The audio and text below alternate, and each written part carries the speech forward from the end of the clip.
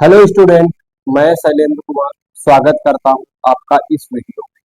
इस वीडियो में class 10th का एक बहुत ही महत्वपूर्ण प्रश्नावली की शुरुआत करते हैं जो कि है सांख्यिकी। और सबसे पहले सवाल उठेगा कि सांख्यिकी क्या है।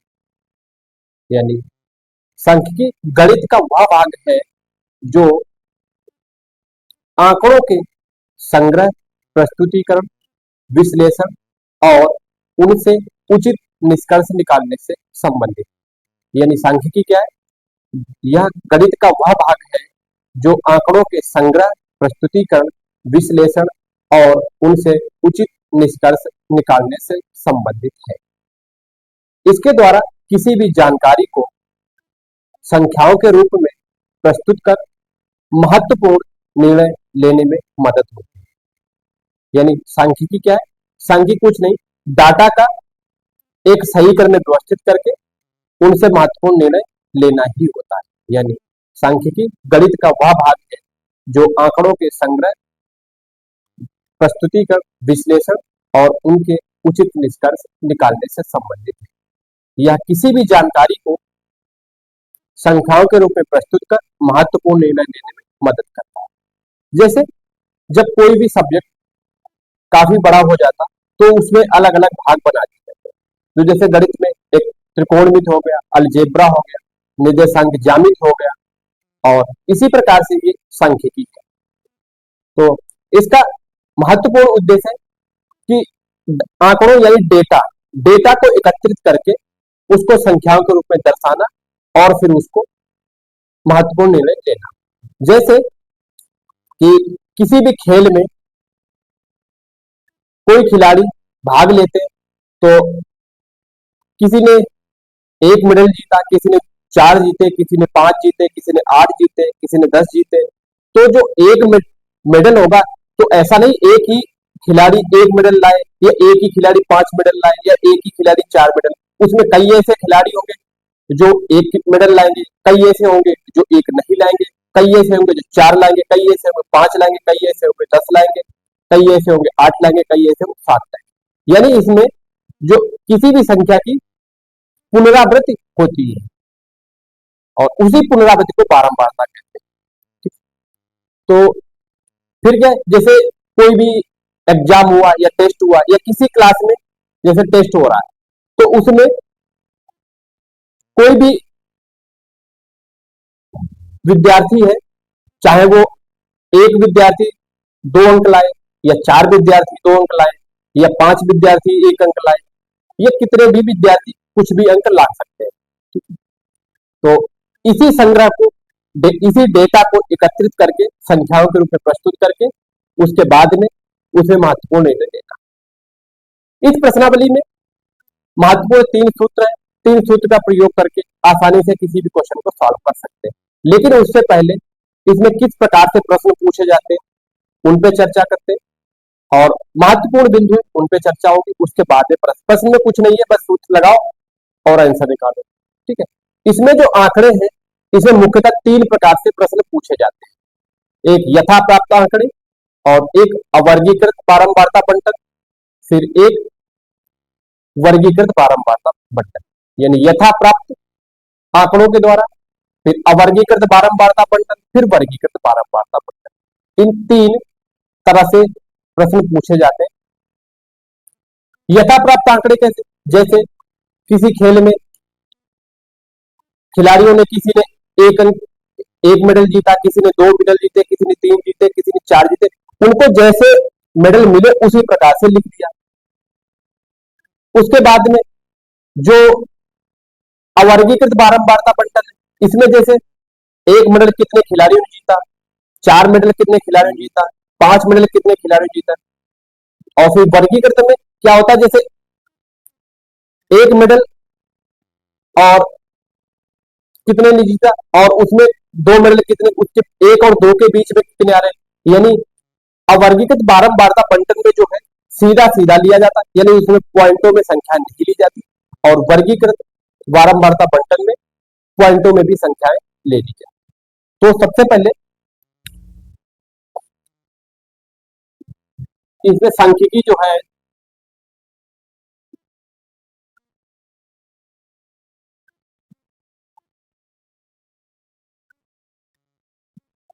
आंकड़े या डेटा पर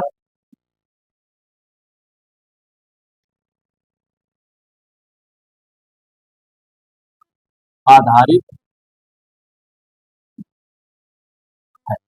ठीक है, सांख्यिकी क्या है? आंकड़े या डेटा पर आधारित है। कोई भी डेटा दिया गया उसको संख्याओं के रूप में प्रस्तुत करना, उसके बाद में उसमें जो भी पूछा जा रहा है उस पर निष्कर्ष निकालते हैं। और जैसे किसी ऑफिस में कोई भी फाइल है किस प्रकार से रखी, उसका भी इसी प्रकार से आसानी से निष्कर्ष निकाल सकते हैं। इसमें फिर सबसे पहले यथा प्राप्त आंकड़े, फिर अवर्गीकृत बारंबारता पट्टन, वर्गीकृत बारंबारता पट्टन। ये कैसे होता है? जैसे यथा प्राप्त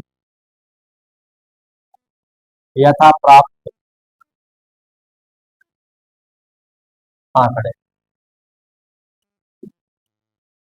अब जैसे कोई खेल है, उसमें खिलाड़ियों ने अलग अलग मेडल प्राप्त किए। जैसे किसी ने प्राप्त किए 6, फिर किसी ने 5, किसी ने 4, किसी ने 8, किसी ने 10, उसके बाद में किसी ने 3, किसी ने 4, फिर 5, 6, 7, ऐसे ही 9, 10, 2, 1, 0। इस प्रकार से जो आंकड़े दिए होंगे ये यथा प्राप्त आंकड़े होते हैं। ठीक है, उसके बाद में अवर्गीकृत बारंबारता पट्टन। अवर्गीकृत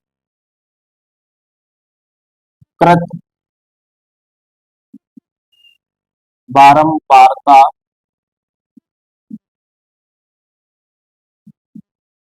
बंटन।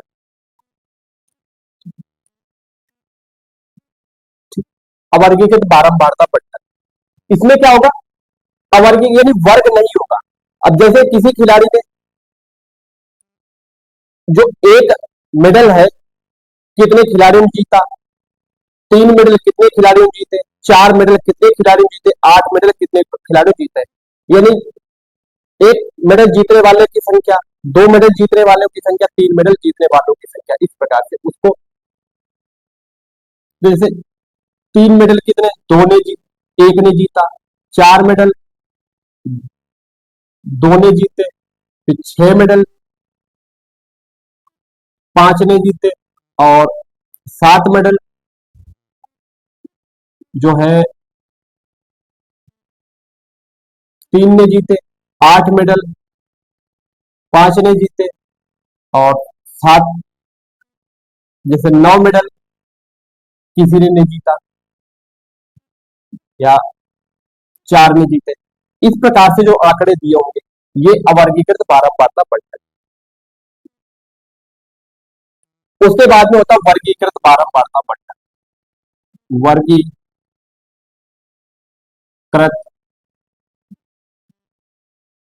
बारंबारता बंटन।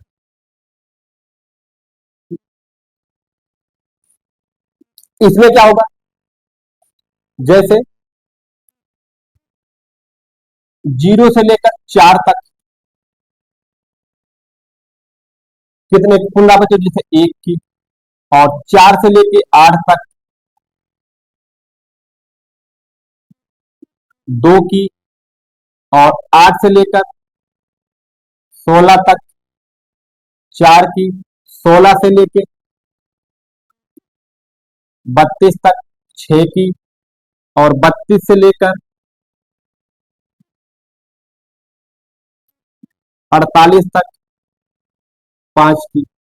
इस प्रकार की जो सारणी दी जाएगी ये वर्गीकृत बारंबारता पट्टन।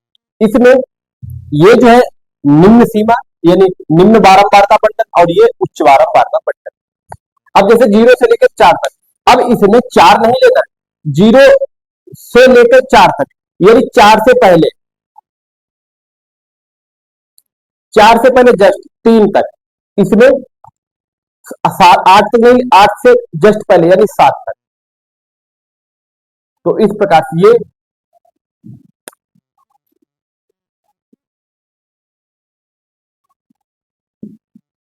निम्न,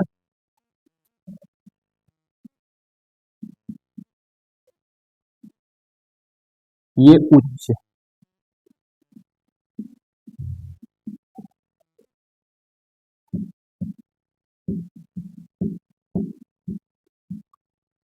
ये निम्न है, ये उच्च है। ठीक है। और इसमें अवर्गीकृत और वर्गीकृत में महत्वपूर्ण डिफरेंस है। देखो, अवर्गीकृत में किसी को भी दशमलव में नहीं लिया जा सकता है। सीधा सीधे से किसी के सवा दो आ रहे हैं तो उसको दो काउंट करेंगे, सवा तीन आ रहा है, जैसे अंक जो है किसी के, जैसे किसी भी एग्जाम में, जैसे या किसी टेस्ट में किसी अंक जैसे सवा तीन मिल रहे, या किसी को सवा दस मिल रहे, साढ़े तीन मिल रहे, पौने बारह मिल रहे, पौने छह मिल रहे, तो ये नहीं लेंगे, या दशमलव में नहीं लेंगे, सीधा सीधा लेते हैं। और इसमें वर्गीकृत बारंबारता बंटन में जो है, जो हम दशमलव को भी काउंट कर लेते हैं। जैसे किसी के सवा चार आ रहे हैं, और सवा चार किस में आ रहा है, जैसे एक और पांच के बीच में, चार के बीच में, तो उसी प्रकार से एक से चार इस प्रकार से लिख देते हैं, तो उसको अवर्गीकृत वर्गीकृत बारंबारता बंटन दशमलव में भी जो अंक आ रहे हैं उनको भी काउंट कर लिया जाता है।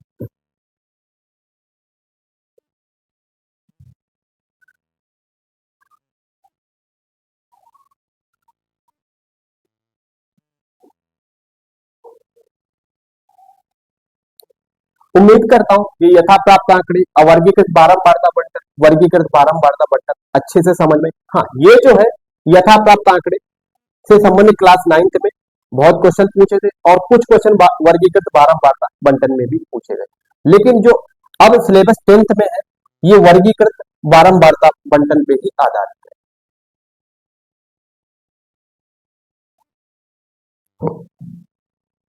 और इसमें माध्य, माध्यिका और बहुलक निकालने के, माध्य के जैसे किसी भी संख्या की पुनरावृत्ति बराबर हो रही बार बार, जैसे कोई भी संख्या 5 6 7 8 9 9 ये आ रही, तो कोई संख्या आ रही, तो इसको माध्य को हम कैपिटल लेटर में और उसके ऊपर बार लगा के लिख देते हैं। जैसे कैपिटल लेटर जैसे एक्स लिया, तो इसके ऊपर बार लगा के ऐसे लिख देते हैं।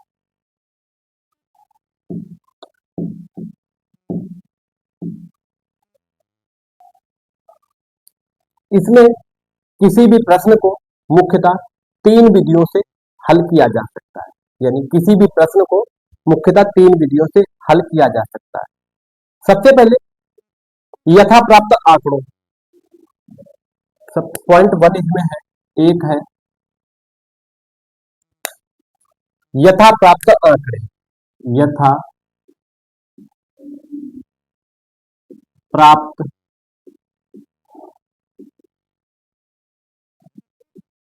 आंकड़े।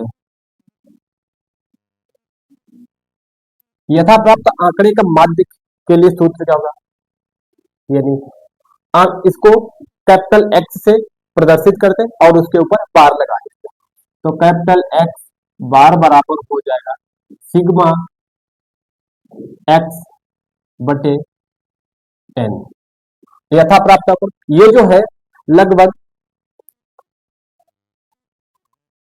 औसत पर ही आधारित है। जैसे यथा प्राप्त आंकड़े 5 6 7 8 9 नंबर दिए गए, इसमें क्या है, सभी का योग बटे कुल संख्या है, सभी का योग जैसे कितने दिए और बटे कुल संख्या है। ठीक है। फिर बारंबारता बंटन का माध्य दो में है, बारंबारता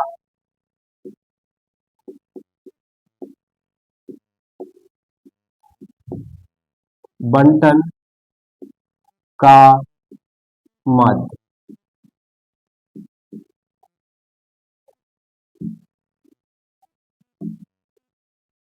माध्य। ठीक है। इसमें बारंबारता बंटन का माध्य मुख्यतः 3 विधियों से प्रश्न का हल किया जाता है। नंबर 1 में प्रत्यक्ष विधि, कल्पित माध्य विधि और पग विचलन विधि।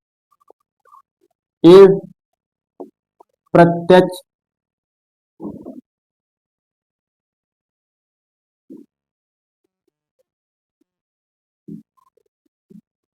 प्रत्यक्ष विधि, बी में कल्पित माध्य विधि, माध्य विधि। फिर सी पग विचलन विधि, पग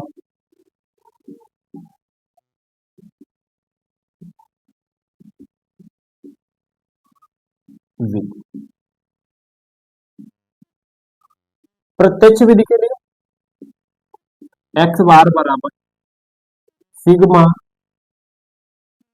एफ एक्स बटे सिग्मा एफ। कल्पित माध्य विधि के लिए सूत्र होगा ए प्लस सिग्मा एफ डी बटे सिग्मा एफ। और पग विचलन विधि के लिए होगा ए प्लस सिग्मा एफ यू बटे सिग्मा एफ। ठीक है,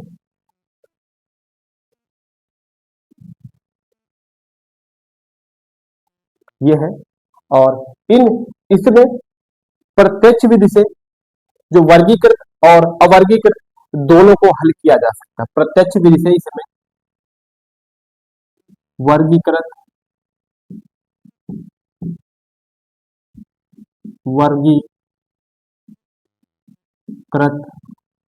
और अवर्गीकृत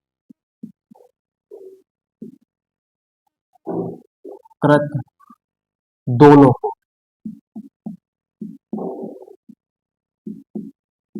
ठीक है।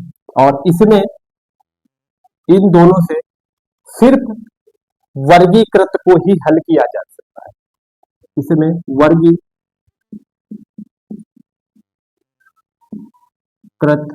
को ही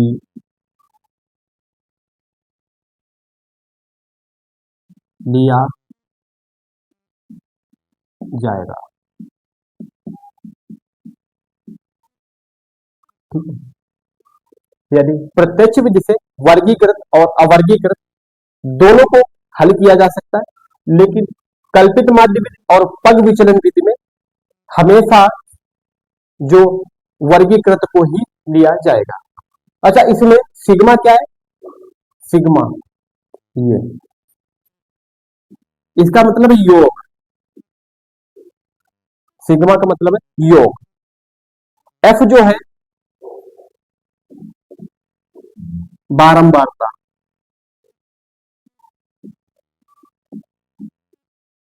एफ बारंबारता, ए कल्पित माध्य,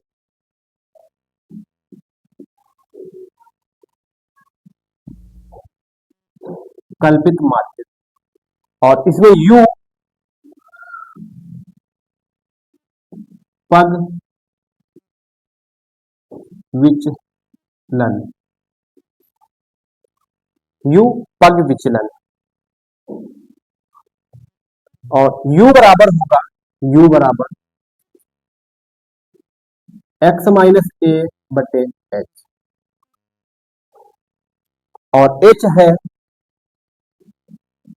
वर्ग अंतराल, वर्ग अंतराल।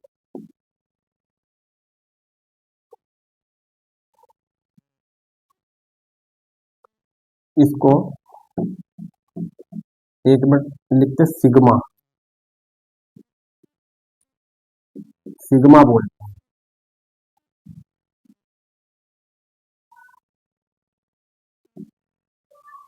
और इसका मतलब है योग। ठीक, इसको सिग्मा बोलते हैं, इस चिन्ह को सिग्मा बोलते हैं, इसका मतलब होता है योग, यानी जो संख्या दी गई उनका योग। और एफ क्या है? बारंबारता, एक कल्पित माध्य, यू पग विचलन है। और u बराबर है एक्स माइनस ए बटे एच। एच क्या है? वर्ग अंतराल। और जो यथा प्राप्त आंकड़े होते हैं उनको सिग्मा एक्स बटे एच, इसको नोट कर लीजिए या स्क्रीनशॉट ले लीजिए, फिर आगे प्रश्नों के माध्यम से समझते हैं।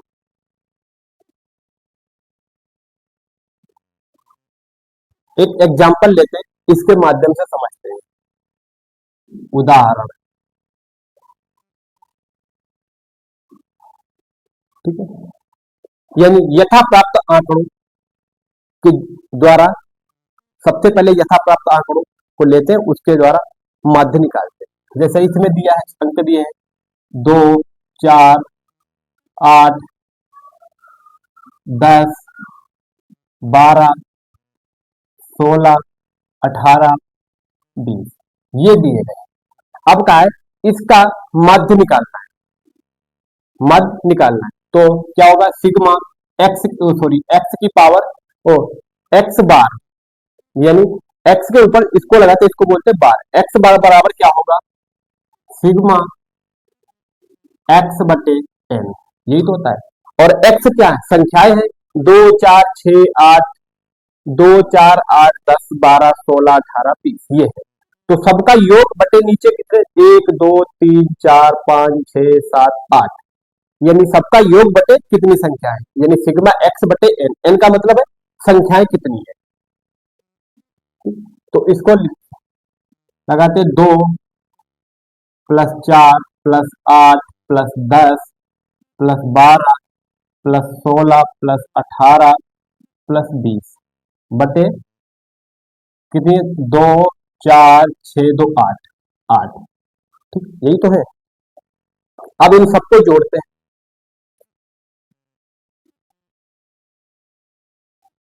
8, 6, 14, जीरो को 8 से जोड़ेंगे 8 हो जाएगा, 8, 6, 14, 14, 2 कितना 16, 14, 2 16, और 16, 8, 24, और 24, 4, 28, तो 30 का जीरो। ठीक है, 30 का जीरो कितना, 3, 2 5, एक 6, एक 7, एक 8, एक 9, यानी 90/8। ठीक है, 90/8। तो इसको भाग देंगे 90 से, ये चल रहा है एक्स बार बराबर, एक्स बार बराबर 9 1 का 9, और सॉरी 8 1 का 8, कितना बचा 1, 10 हुए 8 1 का 8, 11, दशमलव के आगे नहीं। फिर 8 दूनी 16, 4.8 40, तो एक्स बार बराबर क्या आया, 11.25। ठीक है, तो सबको जोड़ा, देखो 20 और 18 38, सबको 8 से 14, 2 16, और 8 24, 4 28, 2 30 का 3 जीरो हासिल, 3 3 2 5, एक 6, एक 7, एक 8, एक 9, यानी 90/80 हो गया। तो इसको 8 1 का 8, कितना बचा 1, 10 हुए 8 1 का 2, 8 2 16, 4 दशमलव लगा के 8 पंचे 40, यानी 11.25, यानी जो यथा प्राप्त आंकड़ों को इस प्रकार से लगा निकालते, ये ऐसे ही अंक लिख लिए, इसी वजह से ये हुआ। ठीक है, बाकी उसके बाद में अब प्रत्यक्ष विधि से, प्रत्यक्ष विधि में क्या है, वर्गीकृत और अवर्गीकृत दोनों को शामिल किया गया है। तो दूसरा उदाहरण देखें वर्गीकृत का, उसके बाद में अवर्गीकृत का। अगला उदाहरण अवर्गीकृत का लेते हैं, यानी वर्ग नहीं होगा, डायरेक्ट होगा। ठीक है, तो उदाहरण है, ये भी है एक्स एफ। ठीक है, इसमें 2, 4, 6, 8, 10, 12 और बारंबारता दी गई है, 1, 4, 2, 3, 1, 1। ठीक है, तो इसमें क्या होता है, प्रत्यक्ष विधि, यानी वर्गीकृत में प्रत्यक्ष विधि से देखते हैं। प्रत्यक्ष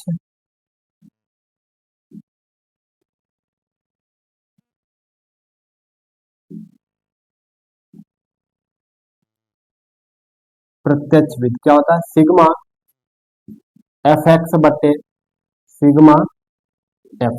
यही तो होता है। तो ये दिया है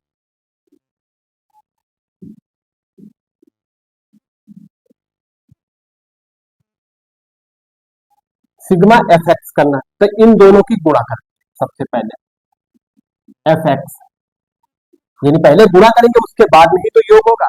तो दो एक कर दो, चार चक्कू 16, दो एक दो, चार चक्कू 16, छह दूनी 12, आठ तीन 24, दस एक 10, 12 एक 12, ये हो गया। अब क्या करना है, इनका योग, यानी सिग्मा एफ एक्स है, इनका योग देखो, दो चार छह और दो आठ, आठ छह 14 और दो 16, छह बचा एक, दो तीन, दो पांच छह 7, और एफ कितना दिया है, एक दो, पांच दो 7, चार 11 एक 12, यानी 12 में बढ़ता दीजिए 12, यानी दो इक्कन दो, चार चौको 16, छह दूनी 12, आठ तीन 24, दस इक्कन 10 और 12 इक्कन 12, यानी चार दो 6 2 8, आठ छह 14, तो 16 के 6 एक, दो तीन दो 5 6 7, ठीक। तो एफ एक्स का योग कितना हुआ 76, और एफ का एक चार 5 2 7 3 10 11 12, ठीक है। अब सबका मान रख देते हैं, यानी sigma F x, sigma F x योग हो चुका है, तो बराबर हो जाएगा सिग्मा एफ एक्स के एक 76/12,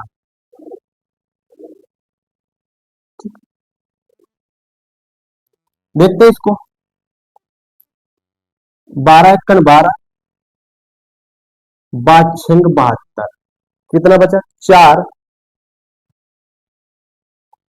12 दशमलव लगाया, ठीक है, 40 हुआ, 12 3 36, 12 3 36, तो ये हो जाएगा, ये चल रहा है एक्स बार बराबर क्या है हमारा 6.33,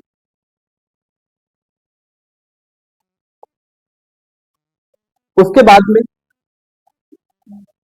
प्रत्यक्ष विधि से ये वर्ग अवर्गीकृत पारंपरिकता बंटन, उसके बाद में वर्गीकृत को देख लेते हैं।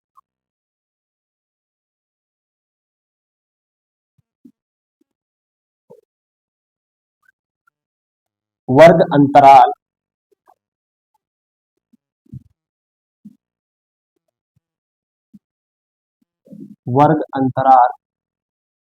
एफ, वर्ग अंतराल दिया 0 से 2, 2 से 4, 4 से 6, 6 से 8 और 8 से 10, ठीक है। अब जब वर्ग अंतराल दिया है तो तुरंत इसका मध्यमान निकालना ही होता है, यानी वर्ग अंतराल दिया है तो सबसे पहले इसका मध्यमान, 0 2 का मध्यमान क्या होगा, और इसका दिया गया है 1 2 2 1 1, यानी मध्यमान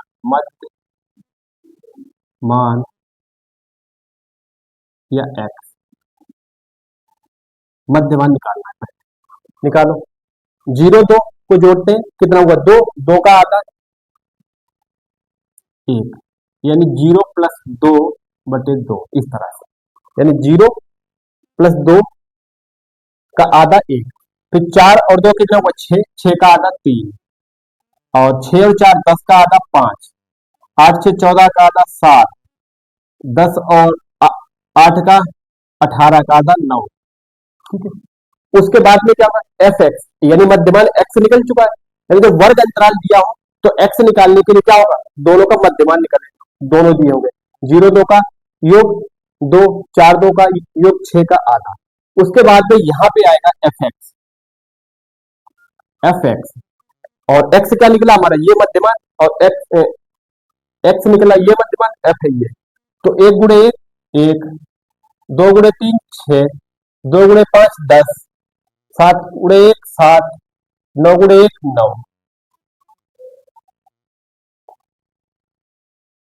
अब इनका योग कर लेते हैं, करो। 9 7 16 और 6 22 एक 23 का 3, 23 का 3 कितना बचा? 2 एक 3। अब इनको देखते हैं, एफ बराबर 1 1 2 2 4 2 6 1 7, ये आ रहा 7। तो 1 1 2 2 4 2 6 1 7।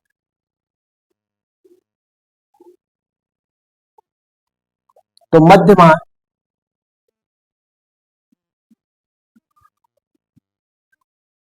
एक्स बार बराबर क्या? सिग्मा एफ एक्स बटे सिग्मा एफ।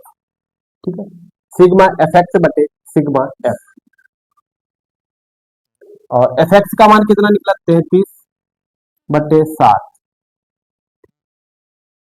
7 चौक 28, कितना बचा? 5, दशमलव लगाए, 7 पना 7 सते 49, छोड़ देते हैं तो बराबर हो जाएगा 4.7 एक्स बार।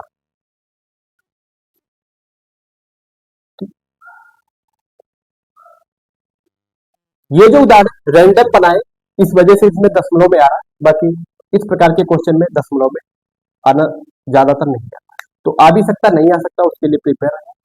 और वर्ग अवर्गीकृत और वर्गीकृत, अवर्गीकृत का जिसमें एक्स का मान वर्ग में ना दिया हो, और वर्गीकृत में जिसमें वर्ग अंतराल दिया हो, इसको बोलते हैं, ये जो होता है निम्न, निम्न, और ये होता है उच्च।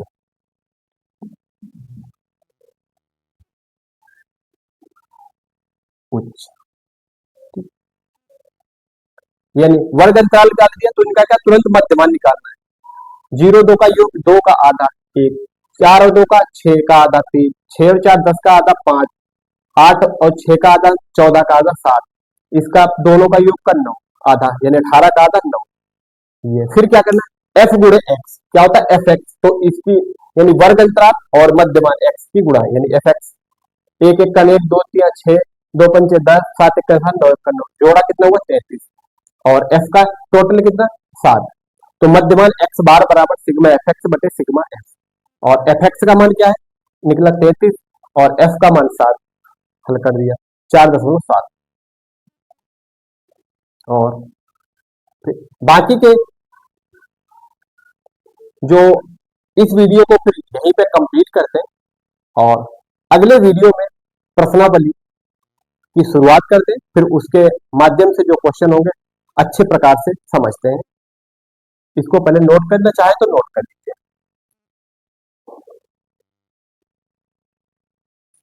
और इस वीडियो को फिर यहीं पे कंप्लीट करते हैं, और बाकी के जो अगले वीडियो में फिर प्रश्नावली की शुरुआत करते हैं।